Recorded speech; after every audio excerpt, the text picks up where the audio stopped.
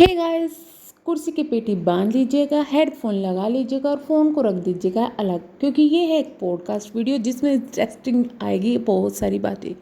YouTube की खबर, YouTube के रिएक्शंस। हम बात करने जा रहे हैं यहाँ पे अरमान मलिक की फैमिली के बारे में। काफ़ी सारा हंगामा मचा हुआ है बहुत दिन से, लगभग 1.5 साल से इनका हंगामा चल रहा है, ख़त्म होता है फिर चल जाता है। अभी रिसेंटली इन्होंने अपने बेटे जैद का बर्थडे काफ़ी धूमधाम से बनाया, जिसमें इनके कोई भी फैमिली मेम्बर मौजूद नहीं थे सिवाय इनकी सबसे बड़ी बहन सुनीता के। उसके अलावा उनके कोई भी फैमिली मेम्बर नहीं आए थे। इस पे बीच में अरमान मलिक का और पायल मलिक का एक रिएक्शन भी आया था कि क्या फ़ायदा इतने बड़े जन्मदिन बनाने का, कि जब मेरे घर वाले ही मेरे साथ नहीं होते, अब हम छोटा जन्मदिन मंगाएंगे, ये करेंगे वो करेंगे। लेकिन आपको बता दें कि अयान और तुबा का जन्मदिन आने वाला है और उनके जन्मदिवस की सभी तैयारियां लगभग कंप्लीट हो चुकी है। तैयारियों में लगी हुई हैं उनकी वाइफ यानी कि कृतिका मलिक। अब बोला ये जा रहा है कि कृतिका मलिक सारी तैयारी कर रही है, लेकिन पायल और कृतिका हमेशा से ही मिलकर सारे काम करते हैं। आपको बता दें कि इस तैयारी के बीच में बढ़ चुके हैं कार्ड भी। जी हाँ, ऑनलाइन कार्ड बांटे जा चुके हैं और जिनको इनविटेशन देना था उनको वो इनविटेशन कार्ड दे दिए गए हैं। अब इनकी फैमिली मेम्बर्स में से दोनों बहनों के बाद भी इनविटेशन कार्ड पहुँचे हैं, लेकिन जो कालू भैया हैं उनकी फैमिली के पास में किसी के भी इनविटेशन नहीं पहुँचा। कालू भैया तो रिहैब में है, आपको पता ही होगा, और उनकी फैमिली के पास में अभी तक इनविटेशन नहीं पहुंचा। उसका रीज़न ये है कि भाई वो लोग नाराज़ हैं अरमान मलिक से, और अरमान मलिक का घर वो छोड़कर, या कहें कि कालू भैया का घर छोड़कर वो चले गए हैं। सभी पता है आपको क्या कंडीशन चल रही है। बीच में काफ़ी टोंटबाजी हुई, तो उसी बीच में अरमान मलिक ने डिक्लेयर भी कर दिया था कि जिसकी जो मर्जी आओ करो, मुझे कोई फ़र्क नहीं पड़ता, लेकिन मुझे बदनाम मत करो। और अपनी पब्लिक को ये बोला था कि आप लोग प्लीज़ मेरी वजह से मेरे परिवार को गाली मत दो। यहाँ पर ये सब चीज़ें हुई, यानी कि अरमान मलिक कहीं ना कहीं वो अरमान मलिक जिसके पास में भी कुछ दिनों पहले ही अपनी बहनों का साथ भी था, अपने भाई का साथ भी था, वो अभी फैमिली में, अगर फैमिली की बात करें, फैमिली में अकेला पड़ते हुए नज़र आ रहा है, जिसका वो काफ़ी ज़्यादा दुख व्यतीत करते हैं। इसी बीच में सपना के साथ में उनकी काफ़ी अनबन हो रही थी। सपना हमेशा उनके सुख दुख में खड़ी रही है, लेकिन सपना के साथ भी कालू भैया की वजह से काफ़ी ज़्यादा अनबन हो गई थी। सपना नाराज़ होकर चली गई थी और बहुत सारी चीज़ें इस पर आई है। हालांकि सपना ने खुलकर कुछ नहीं बोला था, लेकिन जब कालू भैया बीच में कूद कर आए, उन्होंने बोलना शुरू करा, तो सपना ने धीरे धीरे वो चीज़ें खुलनी शुरू कर दी।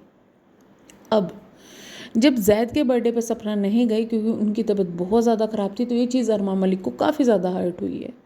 अब उन्होंने अयान और तूबा के बर्थडे पर भी इनविटेशन भेजा है। इस पर अब सपना ने पहले ही क्लियर कर दिया कि हमारे पास में इनविटेशन आया है, लेकिन हम नहीं जा पाएंगे। उसका रीज़न ये है कि सपना ने बताया कि मेरी तबीयत ख़राब चल रही है। अब लोग उसमें, आप कमेंट सेक्शन में देखेंगे तो लोग उनको राय दे रहे हैं, आप मत जाओ, आपकी ईगो है, आपकी ये है, आपकी वो है। कुछ लोग समझा रहे हैं कि भाई आपका रिश्ते ठीक करने का टाइम है, आप रिश्ते ठीक करो।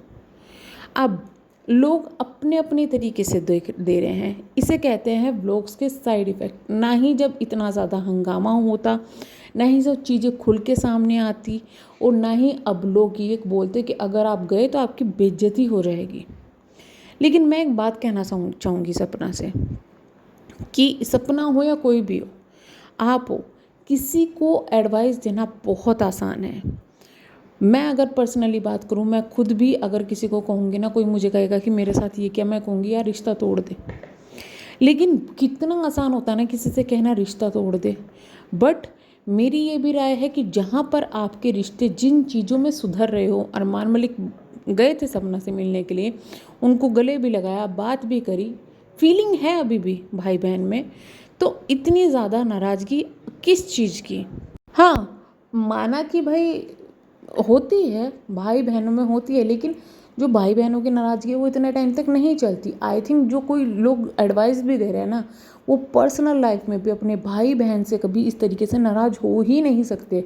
अगर झगड़ा भी हो जाएगा ना, अब भाइयों का आपने देखा होगा कितनी भयंकर तरीके से बंटवारा होता है, जब बंटवारा होता है, लड़ाई झगड़ा ये वो, लेकिन कुछ दिनों बाद में है तो भाई, सब साथ में आते हैं। तो वही चक्कर है। मैं तो ये कहूँगी कि आप लोगों की ना सुनकर अपने दिल की सुने। अगर आपको लगता है आपको जाना चाहिए, आपकी तबीयत ठीक है, तो आपको ज़रूर जाना चाहिए, रिश्ते सुधारने चाहिए। ना कि ऐसा नहीं है कि आप रोज़ उनके घर जाके बैठ रहे हो, ओकेजनली सुख दुख में तो एटलीस्ट आपको जाना चाहिए, क्योंकि आप उनके सुख में काम आई हो, आप उनके टाइम में काम आई हो। और उन्होंने जब आपका बहुत बुरा वक्त चल रहा था, आपको एक स्टैंड दिया है, आपको एक यूट्यूब चैनल खोल के दिया था, जिसकी वजह से आपको काफ़ी ज़्यादा हेल्प मिली है। यूट्यूब पर फेस आपका जो वैल्यू मिली है वो अरमान मलिक की वजह से मिली है। आप भी इस चीज़ को समझ सकते हो। तो ऐसा नहीं है कि उन्होंने कभी आपका साथ नहीं दिया है। ठीक है, लड़ाई झगड़े सब में होते हैं, लेकिन फ़िलहाल अगर टाइम है रिश्तों को सुधारने का तो आपको जाना चाहिए। और पब्लिक को भी ये चीज़ समझनी चाहिए कि भाई ये इनकी पर्सनल चॉइस है, वो सगे भाई बहन है, ना कि कोई दोस्त पड़ोसी जिससे नाराज़गी ज़िंदगी भर चलती रहेगी। बाई चांस किसी के घर में कुछ अनहोनी हो जाए तब भी तो एक दूसरे के घर जाना पड़ेगा ना। तो दुख में अगर उन चीज़ों का वेट क्यों करना जब आप खुशी में जा सकते हो। तो ये मुझे लगता है। हाँ, इतना मैं ज़रूर कहूँगी, देखिए एक साइड इफ़ेक्ट होता है कि आप अपनी पर्सनल लाइफ को सब कुछ आप बता देते हो, इसी वजह से लोग आपको इतनी ज़्यादा एडवाइस देने के लिए आगे आते हैं।